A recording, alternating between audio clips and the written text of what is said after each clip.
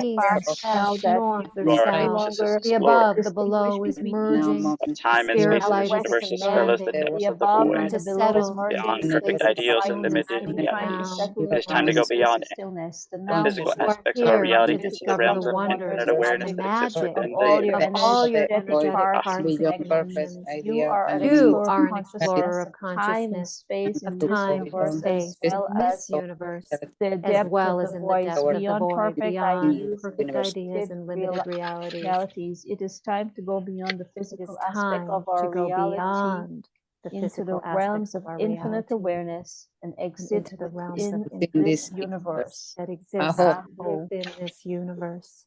Well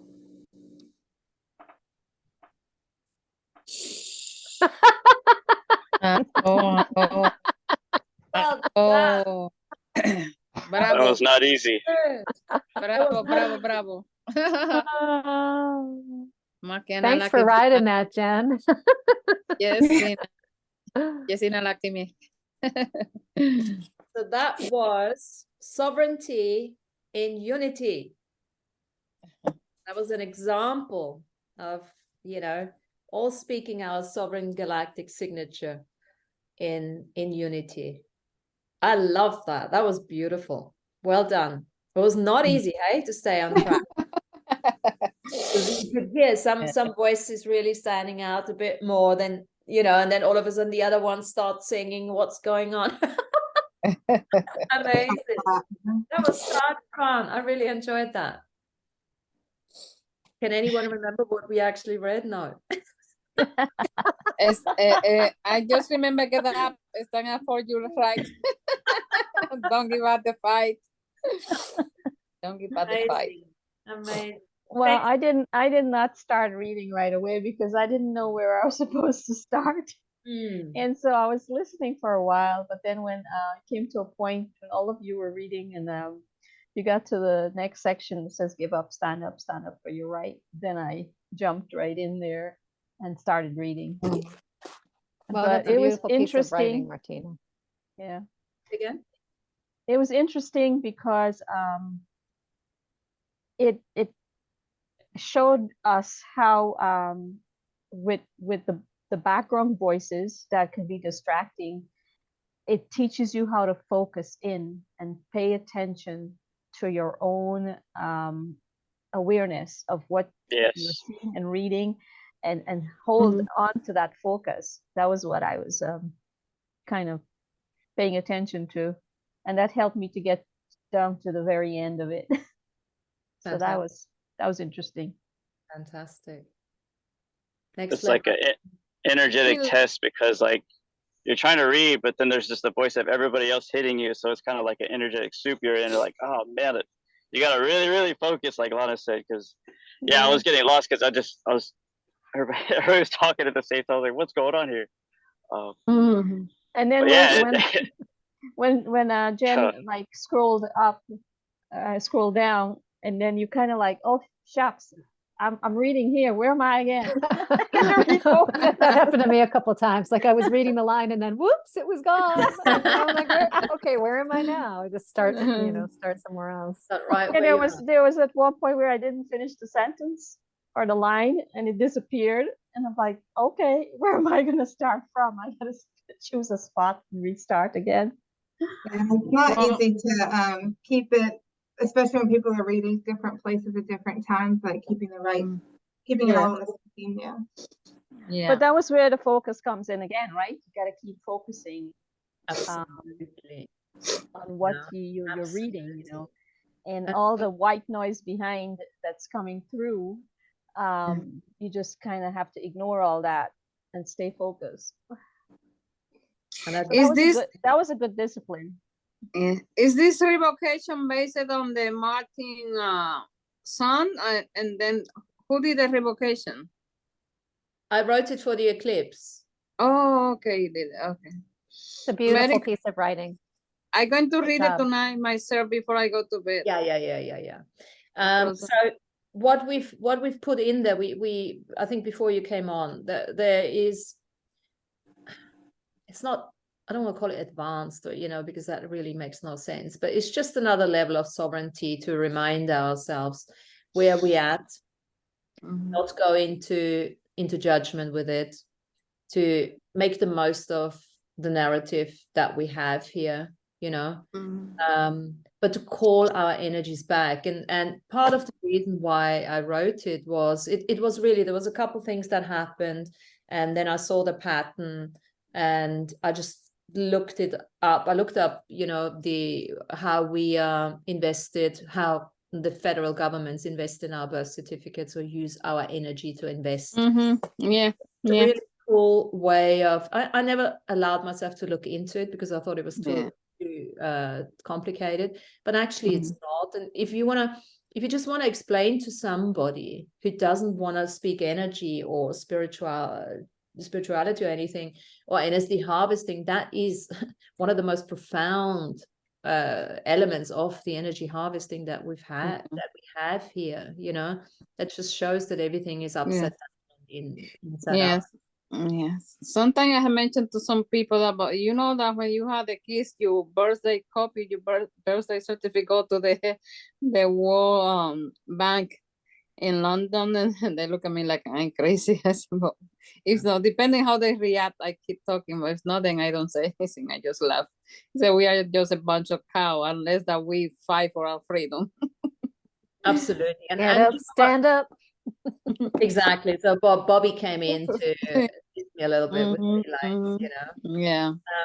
And the other thing is, you know, with what's going on at the moment, how do we stay neutral with all of that, but still put out on it? And it just made me realize my realization was, again, that blood sacrifice that hasn't really stopped. And when I started looking how much is my energy still invested in blood sacrifice, then of course I had to look into this, you know. So I brought in the blood sacrifice, which is still happening now, and I started reclaiming my energies. And the other thing is, another element to that, just for you to know where it came from, is also I've got my right arm is still in pain. It's the 3rd month now, and I've done a couple things, and it's just not lifting. It's not going. And I'm getting this very distinct thing saying it's emotionally, but when I say emotionally, it's past lives. And I've been looking into this now. And also with the eclipse, I think it's all part of the eclipse, because I don't know if you read, can't remember now, this guy, Gray something, but he does a very, very good star sign. He explains, you know, the eclipse and everything. I find the name, I put it in the thing. And he said there are families. Eclipses are usually in families. They come in families. And this eclipse is actually going back to the 13th century. And when I read this, it was just like hit me on the head, because, you know, I've had so many lifetimes as a Templar, you know, connected to the priesthood and all of that. So, you know, and then when you start looking into the various religions, the bastardization of the original, you know, teaching, and the blood sacrifices with the witch hunt, with the Inquisition, with, you know, obviously living by the sword and all that sort of shit, you know. We've been in this, you know. So I have, at least in so many lifetimes. So I've started reclaiming, and funny enough, I see myself, I don't have an arm on the etheric level. Yeah. So I've now chosen, for now, I've done something in this reality and it is not working. So I thought, okay, well, let me go back and really actually acknowledge that the physical body is a product, a manifestation of the unseen, of the astral, you know, and the etheric body, right? So I'm working now with the etheric body. As soon as I started looking, I literally couldn't see my arm anymore. Yeah, it's not there. And I started, because people say to me, oh, you have to let go, you know, you have too much on your shoulders. And I'm like, I don't know, this is not really working for me. I don't have to let go anything. But then I looked, now let me switch this on its head. And it's like, oh, I'm missing something. And this is what the picture showed me, that my arm was missing. So I have invested, you know, in other lifetimes, either, you know, had it cut off or ripped out or that kind of thing. So, and it's stuck in that dimension, or let's say timeline. Yeah. So I'm bringing it back, but still haven't really, there is more elements to it. So I'm playing with that. But now I can see a little stump. Yeah. In my exploration, the way I explore stuff on a, what's it called? Metaphorical representations, because I always look at that, but the hand is still not there, so anyway, so this is what I'm playing with, and that was part of it. So reclaiming the energy, instead of, we always talk about release, we have too much on ourselves, and it's like, no, I can't really relate to that, but I need to claim back my energies. So it's more like bringing it back from all these different, lifetimes, and bringing the soul shards back as well, that kind of thing. And then God knows what else I've written, so it's all that. Well, and not just energy, but sovereignty. Yes. Right. It's like, as you're bringing back the energy from those lifetimes, you're also reclaiming your sovereignty over that part of you, so it can integrate. Yes.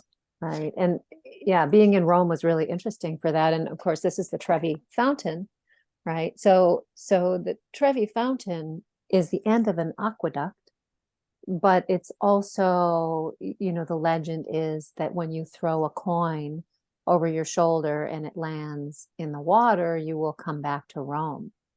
So there's so much energy harvesting that happened in those timelines, right? With the Roman Empire, and I wonder, just inviting everyone to call those parts of you back and reclaim your sovereignty from those Roman lifetimes. Roman soldier, Roman senator, Roman, someone who's been taken over and then had to pledge to Rome, right? And giving payment and tithing and taxes, or be killed. All the pledges. Yeah. I mean, you just said the word taxes. I mean, just by tacitly consenting to paying taxes, we are serving the system.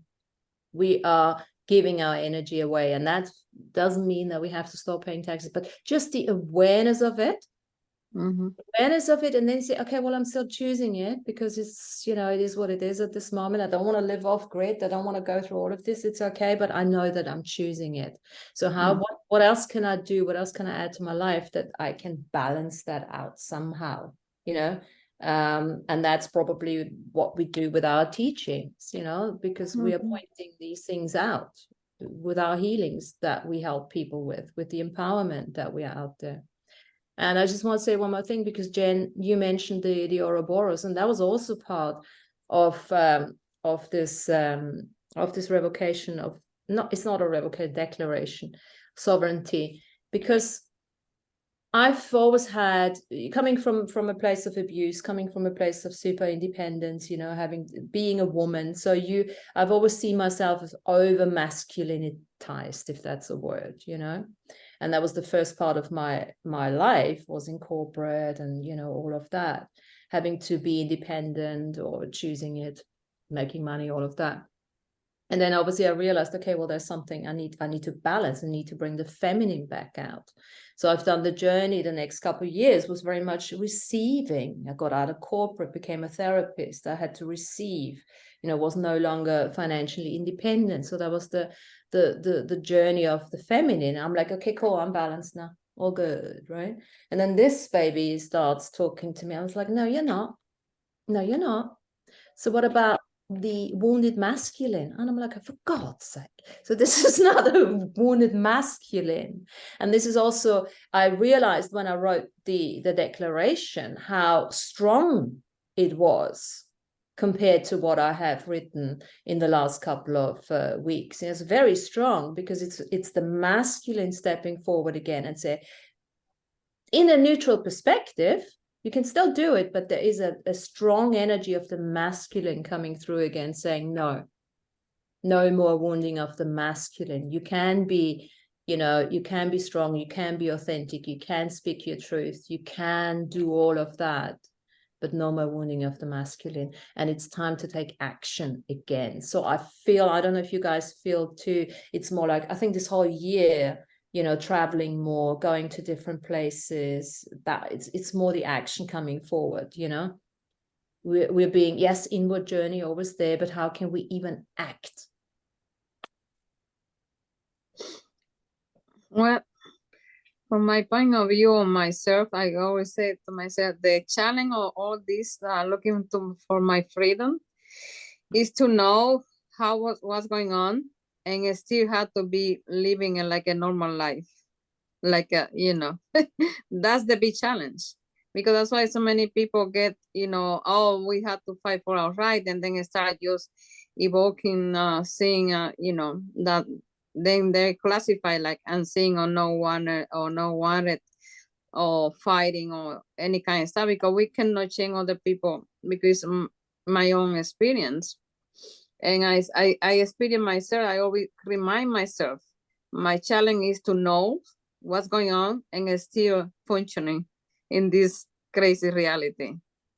And that's why I really love all the teachers from Don Juan, because when he was teaching to Tasha Avelar about the etheric body, the light body, now he said it's the light body just the same like the physical body, but the only thing that have all the powers, all the knowledge, the thing that we having suppressed, right? If we able to awaken it, but we have to awaken in a certain way that we have to keep in the balance between the etheric body and the physical body. And I'm looking for my future developments to be able to tap more in that part of me that is energetic, and how to be able, because it's like how I cannot take away all the program that I have put in my warehouse where I was, you know, experiencing life in this lifetime. All the information is like a warehouse, everybody put information, and I experience life through those information. However, if I able to wake up my light body, then I'll be able to be more aware and experience more of who I am without having conflicts between the physical and the body. Absolutely. Thanks for saying it so beautifully, because that's exactly what we were talking about today. You know, we're talking about tapping into our dormant abilities, like what you say, put your light body, you know, stepping into the soul's wisdom, and, you know, and then really using that, those dormant abilities, those supernatural, what we call supernatural at this moment in time, and make them natural, make them normal, which they of course already are, but don't make them mystical, don't make them, but start using them, start integrating them over here. And this is now the time, and this is where this whole new sovereignty, not new, but you know what I mean, is coming up. It's a reminder. And this is also why I use the fight. I use the word fight. I'm thinking, why am I using the word fight? Fight. Yes, it's okay. We can, you know, say it the way it is. And it's expressing the intensity of that is required now to a certain extent to get our ulcers up again and get into that activation of our dormant capacities. Have to drop off. Okay. Well, I think we're almost there. What time is it? God, yeah. I just wanted to say, Herminia, instead of looking at that warehouse as a detriment, how can you repurpose things in that warehouse to your advantage? You know, just like Jen was talking about, you know, using that system of domination and control and energy harvesting to pay her back, right? I would suggest that, you know, you chose your parents and you chose your experience. So where are the lessons? What did you learn there? And how can you repurpose, right, to use that for your growth instead of allowing it to hold you like an anchor? Absolutely. Repurpose, Yeah. recycle. Definitely, definitely. It's like, oh, I had this, whatever, I had these bones here. Let me make a soup with the bones. Because I had a meat. Yeah. But that is, thanks Tanya for throwing that in towards the end, because that's really what we're here for. Mm-hmm. That's why we Yeah. actually came into this GAM, Galactic Ascension Machine, right? Sort it all out. To stay neutral, to fight a neutral fight. Can we do this? I think we can. I think Definitely. I'm looking forward for that one. Thank you so much for coming on. Thank you. Enjoyed it. Thank you. And Nice to see everyone. Thank you. yeah, nice to see everyone. Thanks for coming on. And our man, you could hear him, the voice when he started talking. Like, that's why I didn't want to talk, because I'm like, oh man, it'd be too loud. no. We love your Can't voice. help it. I'm all jacked up. I'm reforging myself with the sauna and the ice right now, so I'm gonna be fire and ice binging for a while. You know, it's gonna be good. Your face look very energized, Alfredo. You look like happier from inside. I am. I'm doing the self-love, you know. Yeah, absolutely. Wonderful. Fantastic. So the revocation is in the hub if anybody wants to read it in a sort of a normal manner, but I thought it was really fun. So thanks for playing. Thank you. And we see all of you next week. Thank you. Thank I'll you. read it tonight. Bye-bye. Bye-bye. Bye, everyone. Thank you, Tana, for your advice. Bye-bye.